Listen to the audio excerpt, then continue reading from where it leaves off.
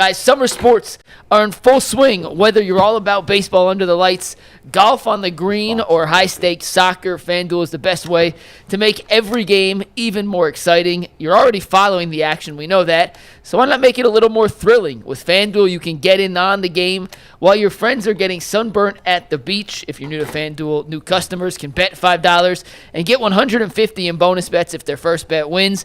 Open up the FanDuel app today or visit FanDuel.com/UCSS to get started. Guys, it was ugly. The Guardians this weekend against St. Louis, an incredibly ugly series. If you look at their overall offensive output throughout the three-game set against the Arizona Cardinals, they scored 6 runs in the 3 games.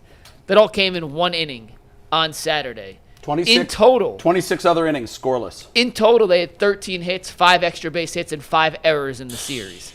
Simply not good enough. They got shut out on Friday. They got shut out on Sunday. Jay, you put in the text yesterday, and you just mentioned again, you're done with this team. Yep. Is this rock bottom for the Guardians? Yep, it is. They're going to finish 4th. Thank God for the White Sox. I don't know what's going on, Jay. This is just total anecdotal. Haven't talked to a person in the organization. Don't intend to. Something's going on. Something's wrong. Something is wrong there in the clubhouse, in the organization. Something's amiss. Because I watched the highlights, the melt of the game. I watched yesterday's melt. And that was only homework. I'm not doing it. I mean, I already know the result. I just feel like I have to be up on what's going on. 8th inning, 5-0. Tim Herron on. Runners at first and second. They had Little League leads.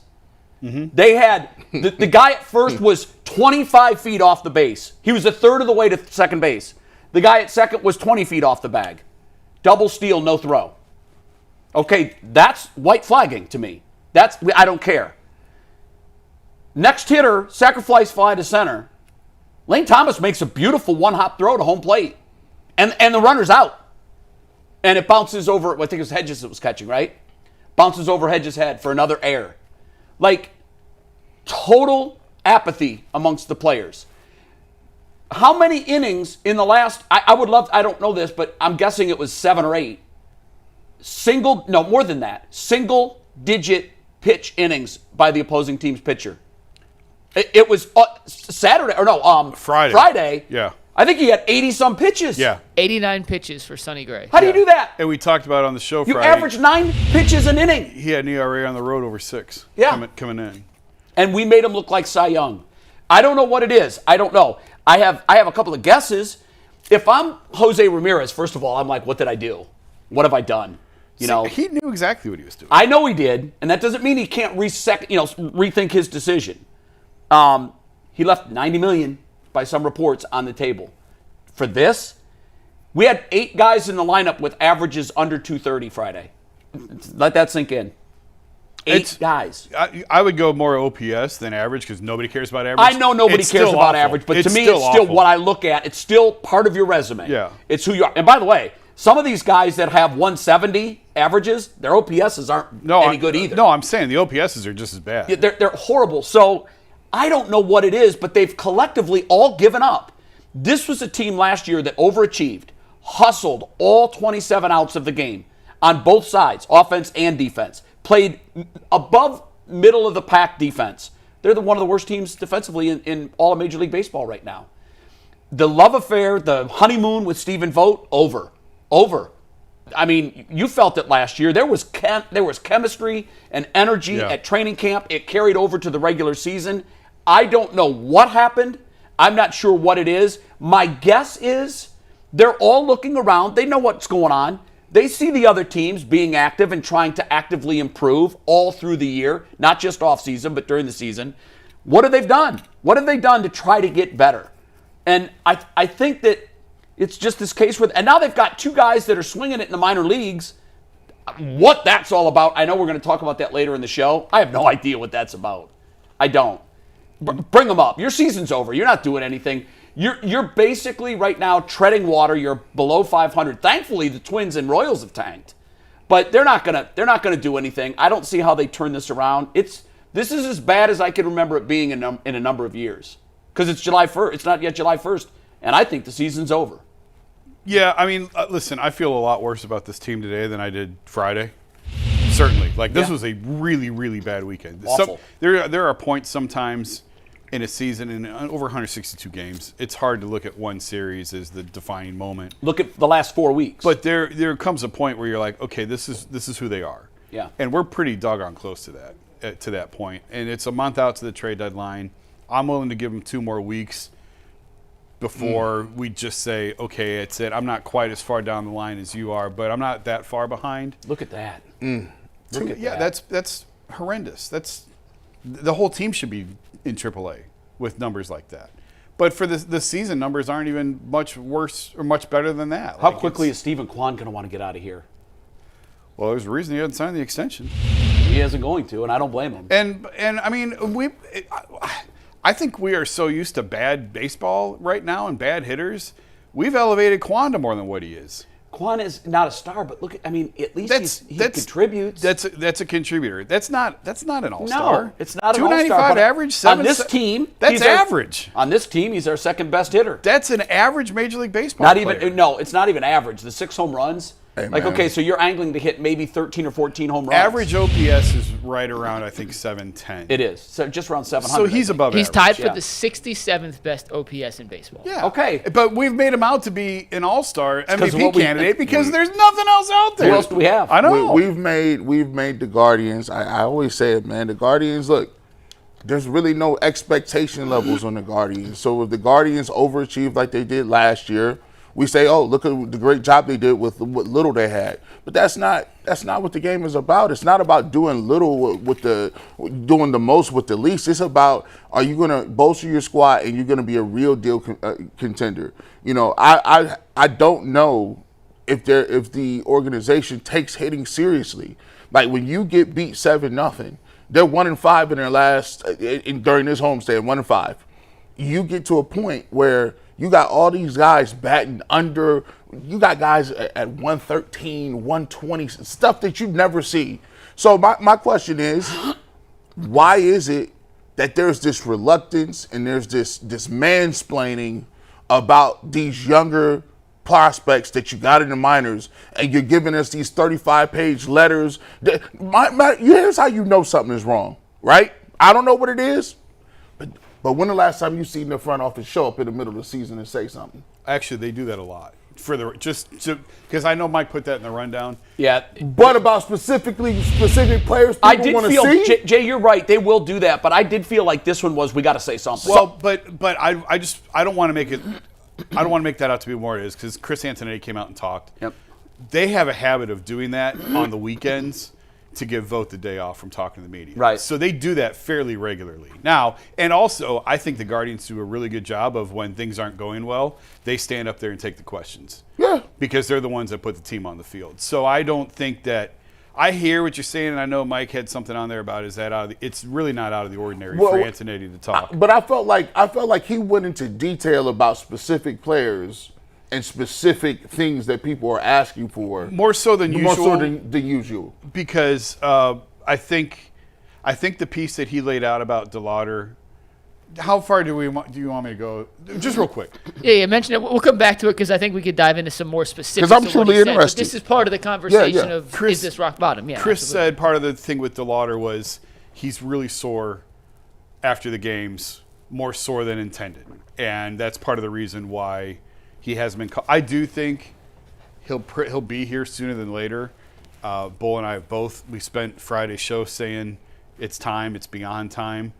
If he needs rest days, he can rest here just as well as he can rest in Columbus. They don't play anyone every day anyway. They're constantly sitting guys in platoon and everything else. So I do think he'll get here at a certain point. And I think Chris did probably go into a little bit more detail over the weekend on explaining some things just because there has been so much noise around DeLauder and Kafis. But it really wasn't out of the ordinary for them to come out and talk. And they have a really good habit of when things aren't going well, they're going to come out there and they're going to take the bullets for it. Do you think Stephen Vogt is starting to see a little bit of frustration the same way that Tito saw a little bit of frustration at the end? Oh, he has to be feeling that, Jay. Just a little, just from I a think, standpoint of being in you the know, American League in the playoffs last year. It's interesting because, I mean, Tito was here 11 years, and he's been in baseball his entire life. Mm-hmm. Steven's so early into this whole thing, only year 2. I mean, I'm sure he is frustrated at times, but you kind of know the deal when you sign up for it. Now, I know it's easy to say that when you take the job and it's your first managerial job, and there's not that many of these, so you're going to take the ones that are available to you. And then when you get into it, it probably is a little bit more frustrating. But I think he knows the score and he knows the deal. And he's played in small markets his entire career. He was in Oakland, he was in Tampa, so he knows how this goes. But it doesn't take away the lack of frustration or how poorly they've been playing. And these next 9 games, I mean, are not easy. Yeah, by the time you get through the end of the Astros series, It's over. it might be it. Yeah, it's over. It might be it. It's That's a tough one. Yeah, no, it's At over. the Cup, Detroit, and at Houston. Yep, it's over. That's rough. And then it But- can get really ugly. But with this in team, August and September. every time we kill them Yeah. and we kill them, We come back next week. we write them off, they come back and take 2 or 3 and sweep the team, and they just hang around the edge. Like, I think they're 2.5 out of the last wild card spot now. So, if you fall any farther than that. But the thing is, like, okay, what are you going to sell? What do you have to sell? Santana, you could sell Carlos. You know, And the whole Clase conversation is entirely different. Like, I don't know if that's they've been listening on him for years. So, you think the return is not as good as what we think things are going to be? It wasn't as good as it was last year. I'll tell you that. no, I don't think it's – I think they've set a really high bar, and they waited for someone to come meet it, and no one has met the price. Just like all those prospects that they held on to and turned to dust. It's like, I tell you, I've given a lot of credit to that front office, but I'm side-eyeing them right now. Well, the prospect thing and the Clase thing are different conversations. But, yes, I mean, we've said it 100 times on the show. They've held on to all these guys because they couldn't identify who to keep Look and at who to Ernie trade. Clement. Ernie Clement is a guy, he's not killing it, but he's He's had a pretty good year in Toronto. He's hitting over 300. Yeah. It's a guy, that was one of the guys that we said, yeah, he's not one of the good ones. We'll get rid of him. He was a Schneeman. He was a Schneeman. And like, do you know how much I'd love to have Ernie Clement in our lineup right now? For the versatility and for the hustle and and everything. I saw Laureano's stats too. This is a guy that they brought in and gave up on, rightly so. He wasn't doing anything here, but he's had a career rebirth this year. He's having a nice year in Baltimore. So some of this is talent evaluation. At some point, I think they need to really take an honest look at how they're teaching hitting. Yes. And do a complete overhaul. 100%. They have to. What they've done with pitching, they have mastered it. They have to look at how they are training hitters and how they're teaching hitting. Yes. And they've tried different hitting coaches, and that hasn't solved anything. No. So it goes even deeper than just the hitting coach. It's philosophical, right? Everyone- whatever their approach is. Who was the guy here before Valleca? They hated him. I forget his name now. Oh, yeah, I do too. Everybody hated him before. So then they brought Valleca in, and it wasn't much better. And now Valleca's gone, and nothing changes. Right. So it goes beyond just. There's something about. Well, it's almost like, Jay, like you can change teachers, but the curriculum stays the same. You're going to get the same results. Yeah, there's something just about the organizational philosophy or structure. I don't know what it is. I can't really put a finger on it, but I know if you have 3 different hitting coaches over a 10-year period, and you still can't hit, it ain't the hitting coach. Yeah, One look at of the book. one of You're the- using the wrong textbook. One of the years they just straight up embrace playing small ball. They're like, yo, we're gonna They run the did. bases, Yeah. we're gonna put the ball in play, we don't like strikeouts. And it worked to a certain degree, and then But it's only going to work It's to a certain degree. It's very difficult. Then you get in the playoffs and you Yeah. lose to the Yankees, who have 3 hits, but 2 of them are 2-run home You know runs. how we say all the time you can't win a championship in the NBA when a little guard's your best player? Yeah. You can't win a win it. championship in baseball playing little ball. You can't Playing do small it. ball. No, I want to especially highly, today. The way the game highly- has evolved with bullpens and everything else, you just can't string together 4 and No. 5 hits. Go ahead, Mike. I want to highly recommend Zach's article in The Athletic from yesterday. If you guys haven't read it, would highly What's the recommend tenor? Give us going. the cliff notes. It's called The Disappearance of Guards Ball, excuse me, and how they built this team's identity on being gritty, Yeah. relentless hustle, aggressive base running, high IQ fundamentals, terrific defense. And through the halfway point of this season, slightly gone. more, it's not there. And you gone. can't pretend you have an identity for 80-plus games now. It's not there. You can get back to it later, but you have to accept reality and accept Yeah. the fact that this team does not have that quote-unquote guards ball DNA that allowed them to reach the ALCS last year. That was the iconic style in 2022 when they had that little bit of a playoff run. And each team's different. And you can count on stuff to repeat year after year, but in baseball, more than any other sport, there is not necessarily that translation from you did something in 22, you'll do it in 23. 23 means you'll do it in 24. 24 to 25. Bull always says it's the one sport where you can go from being an MVP caliber player like Cody Bellinger to a guy that's barely an MLB caliber hitter. Yeah, And but you can unlike also, basketball- Hosey is the model of consistency. There are exceptions to that, of course. But he's just saying in general. there are and with more this- cases where guys are up and down year to year. And with this particular team, Zach, who covers the Guardians as well as anyone, if not better than everyone in this market and in the entire country, frankly, if the he's guy. willing to look at that and say, this is what you thought your team was, the reality is this is not what they are, I think it's time for Cleveland to what you guys said, take a hard look at the internal makeup of the organization and say, does this work? And if it doesn't, maybe you hit the eject Well, I think when you talk about Guardians ball and all the stuff they do, like hustle and play defense, and they have a way and mindset they go about looking about things. I kind of compare it to football. Like if you got a bunch of penalties and turnovers, man, like that's demoralizing. When you playing and you getting shut out, your pitching staff thinks I got to be perfect up here. I can't give up no runs. Now you get into trouble because you're nibbling or you're throwing the ball over the plate because you want to get strikes. When you don't have the opportunity and when you don't feel like the people in your lineup can give you any support, now hitters start to press.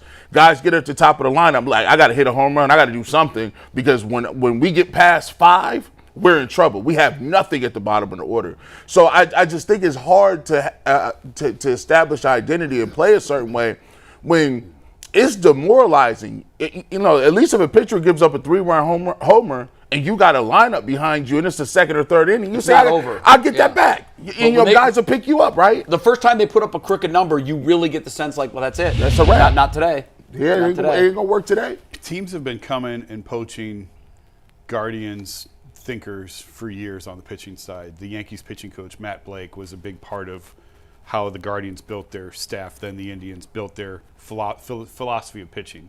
Ruben Niebla is now with the Padres. Same thing, a guy who was poached from here because he was sort of... The Rays, too, right? I mean, they to a certain extent, do it the same way Cleveland does. Yeah, but like there are specific guys who have been plucked out of this organization because of the way that they teach pitching and the way that they think about pitching. It's time for this team to go... I don't know if it's the Astros. Right. I don't know if it's – I mean, the Athletics have put together a monster lineup. They just have horrible defense, and they can't get anybody out. In a couple of years, but too. They took Brent Rooker off the scrap heap from Minnesota, and they've turned him into an absolute beast. Obviously, they took Nick Kurtz with the 3rd overall pick, and he's hit the ground running. Jack Wilson's one of the best young shortstops in the game. He's hitting .350, one of their high draft picks. So some of these teams – are able to teach hitting appropriately. Maybe it's the Rays. The Rays just hit the ball in the air and hit it down the line. All the time. And that's all they do. And it's no small ball approach. They're just trying to hit the ball out of the park every time up. Hit the ball in the air and pull it down the line. And it sounds ridiculous, but Isaac Paredes has turned his career around because all he does is hit the ball in the air and pull it down the line. Well, Yandy Diaz is another guy who just was maybe one of the classic underachievers in this organization. Yeah. He looked like he was lost. He couldn't get the ball off the ground. Couldn't get the ball over the fence. And this guy was massive. He had arms this big around. I know, and I would watch him. I'm saying, what wire isn't touching where it's supposed to touch? Because that guy should be a star. Yeah. And then he goes to another organization and blossoms. Yeah. And becomes the star that we thought he should be here. You could go out and ask another team, say, hey, can we talk to you guys? And, hey, if it's a promotion. Yeah, look. Because the Guardians, and they keep rolling. And I don't think Carl Willis gets enough credit for his role in all this. But they've lost a lot of people and a lot of minds over the years to other organizations because of their reputation for pitching. So now go to one of those other organizations that can hit it well. Yes. And pluck one of their guys and sort of revamp the way that you're doing this or teaching this, because what you're doing ain't working, and it hasn't worked for years. And it worked in the regular season. Like there's been times where it works during the regular season, but there is a ton of history that shows you are not going to win in the postseason if you don't hit the ball out of the ballpark. The other thing, too, about this that we haven't really mentioned yet, your statue is going to be as good as your ball of clay. Like, what do you sculpt your clay into? Yeah. And if you're a team like the Dodgers, the Yankees, and they'll never be that, but you're buying the best possible clay that's available. So it's easy to sculpt a Picasso. Sure. Because your starting point is here. When you're the Guardians and you're using Carolina mud, it's going to fall apart when you start to chisel it. And it's hard to make a beautiful statue out of bad clay. And that's the ownership's fault. Well, but then explain the Rays. Because they're bursting with prospects. And the Rays stole Junior Caminero from Cleveland. Well, clearly, they're better at developing hitters than the Guards are. But it's my ultimate guess and theory that the Rays are going to do what the Guardians did last year. They're going to win. They're going to win in the regular season. They're going to have some moments in the playoffs. But ultimately, they're going to get foot stomped by the big boys, by the Yankees, by the teams that are buying the better clay and are sculpting better looking. You got to have 3 or 4 of them dudes. You got to have 3 or 4 in the lineup. And we know what the dudes are. We don't got to name them. You know who the dudes are. Yep. The guys that, you get up and play, and you're like, every time I see this dude, the ball is in the air, and you have a lump of clay in your throat because you're like, is that going to get out of here? Yeah. The ball just keeps carrying, and then you look up, you play better than them the whole entire game. You out-hit them, you out-scrapped them, you did what you needed to do, and you was up 3-0. 1 inning, you down 4-3. It happens a lot. Nasty work. Jay, I didn't look at the whole thing. Did Antonetti, I'm sure he didn't, or it would have made news. I want to know more. And you know what? These days of this, like, man behind the curtain in Dolan, he's like this man behind the curtain. We don't get access to him. You know, what is he doing? What's going on? Like, we're shareholders. We pay for the TV packages. We pay for tickets to come to the games. We're the shareholders. In a Fortune 500 company, the CEO, 4 times a year, answers to the shareholders. They have a day set aside where they report earnings and they give a prospect report for what the business looks like down the road. And then, as an investor, I can decide, do I want to continue to give my money to IBM? I don't like the direction they're going. And there's a million other places I can put my money. So in the real world, those CEOs come to the public and they disclose what's what. I don't know what's going on with the Guardians. What percent does Dolan own? When does Blitzer finally take over? Does Blitzer have any say in the day-to-day? Is he providing money to purchase players? I don't know. We don't know that. And you know what? I'm sick of that. We're the shareholders. We're the fans. We should not be kept in the dark. Yeah. And we are. And I want to know, when does Blitzer take over? When can we get rid of this era? When can I start caring again? I want to know. And in the meantime, I'm freezing my assets. And if I was a financial house, you know what I would say? Every financial house gives a buy, sell, or hold on every stock. If things are going well and you're the A's, maybe you're a buy because you're buying really low and the future looks bright. If you're the Yankees, well, it's an expensive purchase. And I don't know if I'm going to get an ROI on that because they got to win it all for me to get an ROI, a return on investment. So I don't know that I want to buy the Yankees. But right now, if I had to give a buy, sell, or hold on the Guardians, it's a sell.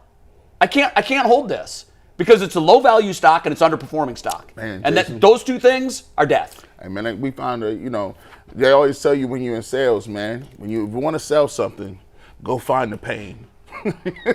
You go talk to her, find the pain. Is that what they say? Yeah, you got to find. Listen, here's the pain, baby. It's the pain and the gains. If you want to sell something to somebody, find the pain and then help them to fix it. They're a hold to me. They're not a sell. I would never sell because just when you think you're out, they come right back. And whether it's this year or next year, they're going to swing back the other way. That's just. If I knew when the Blitzer group was coming, I'd hold. But I don't know. Yeah. I have no idea. Is it 2027? Is it 2029? Yeah. Is it 2031? I'm not waiting 6 years. You know, Jason Lloyd, he got a long playbook. It's 2027. It's the dome. Yeah, 2027 is our year, right? 2029, we should be good. It used to be in Cleveland, the mantra was maybe next year. Now it's maybe next decade. Maybe next decade. When's the dome? 28? 29. 29? We got a long way to go. Bro, I turned 60 Monday or Friday. Okay? Running out of time, boys. Running out of time.